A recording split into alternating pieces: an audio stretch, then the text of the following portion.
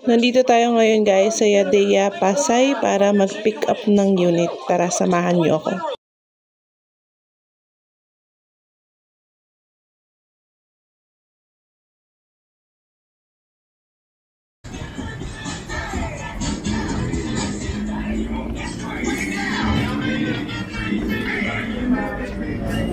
Si Miss Rachel Yokton po? Apa, ako po. So, parang ganito yun eh. Ako muna kayo. Sige pa.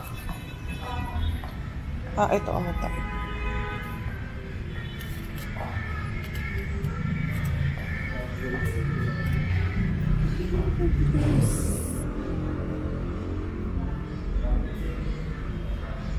Bili mo ko isa, bili. Ang cute nito. Ay, ito mura lang. For kalahating presyo. Hi,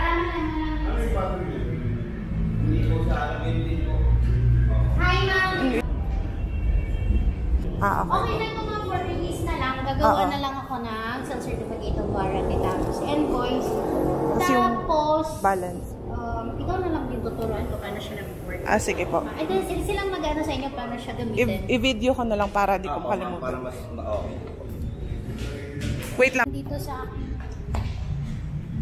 Wala po ba kayong delivery nito? Sa ano lang eh, sa Prieto Cargo, sa Singalong. Pwede ko siya ipalalawag going there. Tapos bigyan mo ako ng contact. May additional po ba yun? Kayo po ang mag-show nila. Ganun. Sige. Sige po. Ako na lang mag-drive. Sige po. Oo. Kasi diretsong Bicol to eh. dapat to siguro man pag ng Bicol, i-reach ba dapat? Ikakarga nyo naman. Oo. Sige po. Andito yung side mirror, andito yung manual. Then natest na din yung charger nito. Okay na yung charger. Yan. Yung charger po nito, ma'am, hindi siya water resistance or waterproof ha. Ang charger at saka yung ang 2 years warranty lang dito is yung battery and motor kasi yun lagi ang main concern pag nag-ipay tayo. Pero ang extra ng battery nito inabot naman ng 5 to 6 years kasi alas natapos na doon ang So basically, yung mga parts, internal parts, 1 year warranty lang siya. Since malayo kayo, di ba? Pag may baka-warranty kayo, kasi wala namang technician probably, pero may MO naman. Ipa-check nyo na naka-video, mawawalan, kung kunwari kung battery yung siya, ipapadala nyo dito yung battery. Mawawalan ko lang yung pag dito yung battery. Yun lang. Tapos magpapadala kami ng battery. Okay. Shoulder nyo po yun ha. Kunwari battery. Dito. Yung transpo. Okay. Yun lang. Tapos ma'am, yun na yung charger 1 year warranty lang dito, hindi yung waterproof, bawal mabasa, at saka bawal taktak. Bawal charger. Dito kayo mag-charge. Dito kayo mag-charge. Pindutin nyo lang yan. Kasi yung charging port ma'am. Okay. Ang activation ng pag-charge, sabihin mo na lang kay Sir Jose, dapat 7 to 8 hours lang to. Pag at least 2 bars so kaya pang i-drive. Pero hindi na, 1 bar, doon na siya mag-charge. 10 hours. 10 hours. Tatlong pag 10 hours. Basically, sa unang low bat, 10 hours, pangalawang low bat, 10 hours, pangalawang 10 hours. That's the fully activation of the unit and the battery itself. Ano pa siya?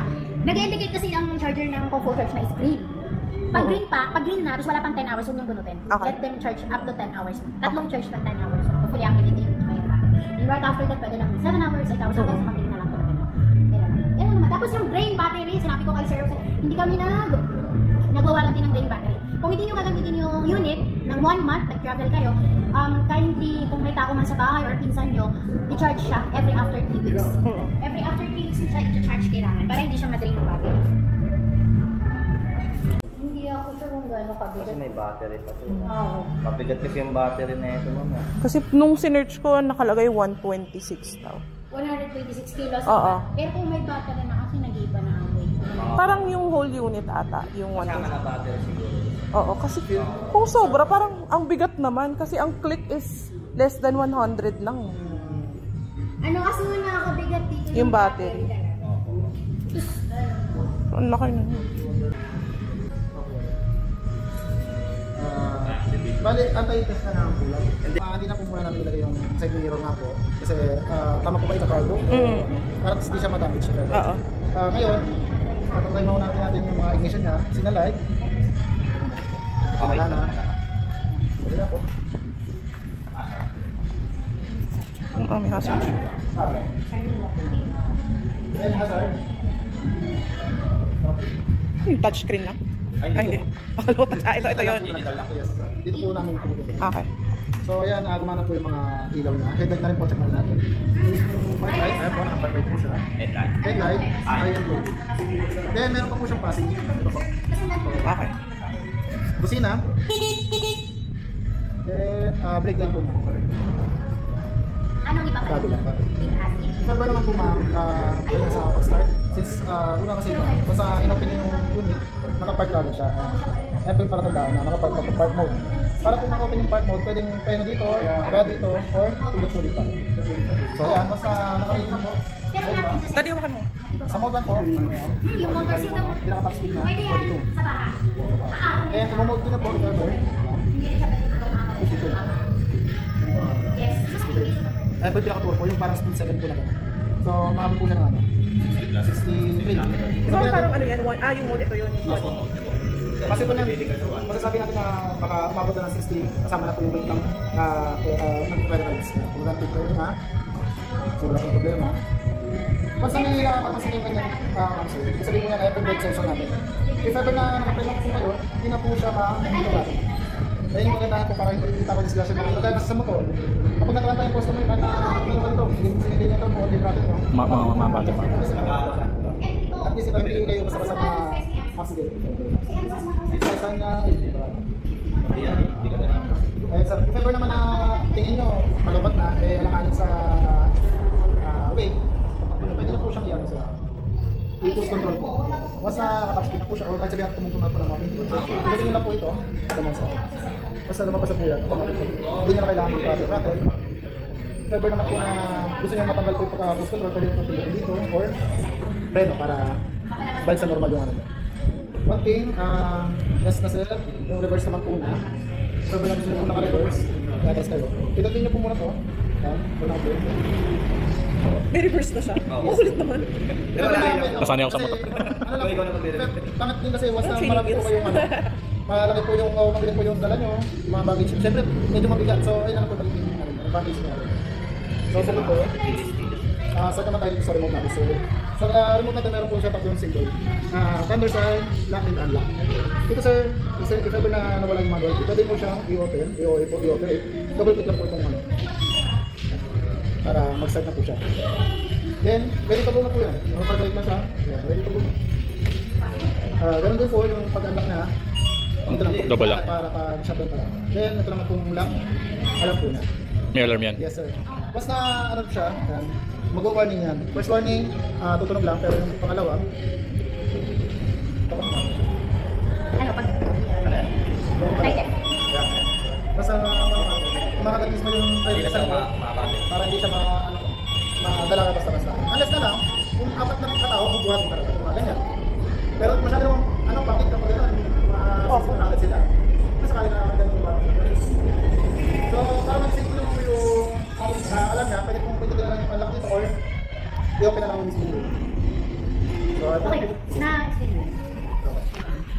yung Feedback.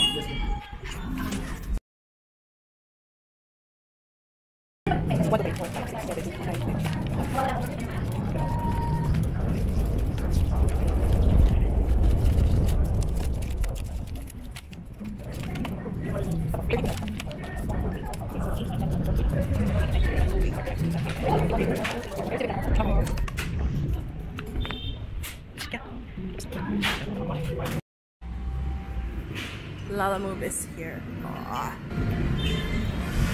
Hindi na nag-video ko na pasok sa akin.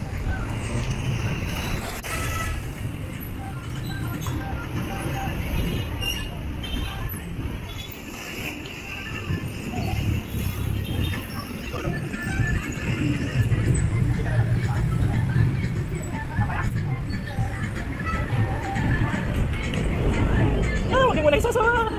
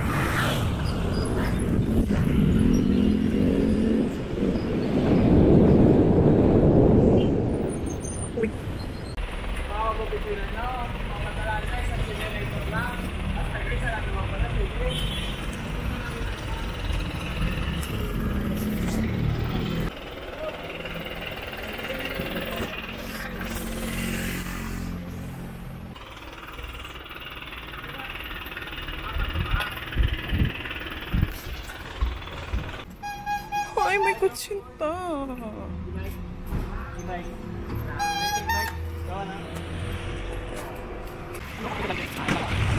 Yan ay po.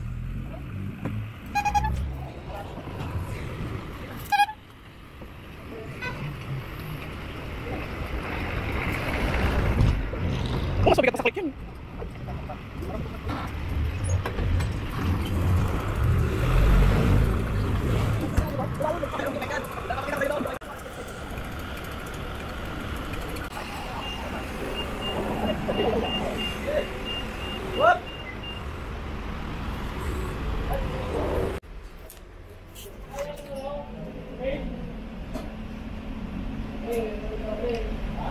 Nagalaman ng transfer naman tayo dyan.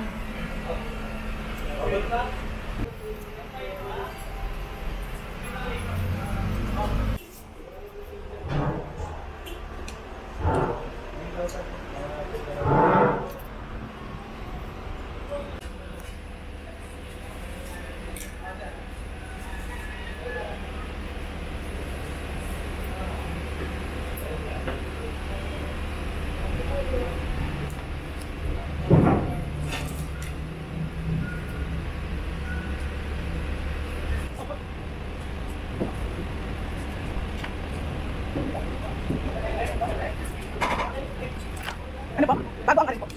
Amo. Amo, sa may Fernando Small po. Pick up. Ano po? Lakas.